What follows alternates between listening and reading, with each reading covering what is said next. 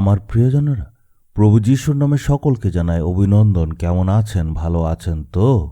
এই সকালের সময় আনন্দ আর উৎসাহের সহিত থাকুন। প্রভু যিশু আমাদের সঙ্গে সঙ্গে আছেন, তাই চিন্তা করবেন না।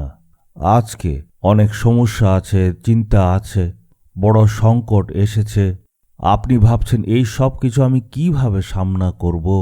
তাই আপনার মনের মধ্যে এখন অনেক ভয় আছে, দুশ্চিন্তায় আছেন, অনেক বিপদে আছেন। যিশায় 43 অধ্যায়ের 2 পদে দেখব, তুমি যখন জলরাশির মধ্যে দিয়ে অতিক্রম করবে, আমি তোমার সঙ্গে থাকব। আমার ছেলে, আমার মেয়ে জলরাশির মধ্যে দিয়ে গেলে আমি সঙ্গে থাকব। যখন যিহুদিরা মিশর দেশ থেকে বেরিয়ে এসেছিল, তাদের রাস্তায় পড়ল লোহিত সাগর। তারা যখন শিবির স্থাপন করল, তারা সামনে লোহিত সাগর দেখে ভয় পেয়ে গেল।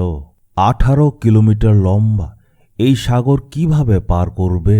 কিন্তু ঈশ্বর অলৌকিক কাজ করে পার করালেন। জর্দন নদীর স্রোতের যে গতি, এটা কিন্তু অনেক বেশি হয়। প্রভু জর্দনকেও 2 ভাগ করে তাদের পার করালেন। এই জলরাশিগুলি ওরা কিভাবে পার করে আসলো, ঈশ্বর সেটা করালেন। সমুদ্র বড় হতে পারে, নদী বড় হতে পারে, ঈশ্বর সঙ্গে থাকলে সবই সম্ভব। আপনার সমস্যা হয়তো সমুদ্র ঢেউয়ের মতো বড়, জর্দান নদীর স্রোতের মতো হয়তো তেজ। ঈশ্বর বলছেন, যখন তুমি জলরাশি দিয়ে যাবে, আমি সঙ্গে থাকব, ভয় করবে না। আমার ছেলে, আমার মেয়ে সেই জলরাশি তুমি নিশ্চয়ই পার করবে।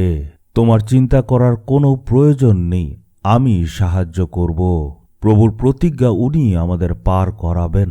মনের আনন্দে আপনি বলুন, হে প্রভু, আমি নদী পার করব আর সমুদ্র আমি পার করব, আপনি সঙ্গে থেকে আমায় পথ দেখান। তখন আমি সকল জিনিসের উপর বিজয়ী হতে পারব। প্রভু যিশুর নামে আমেন, আমেন।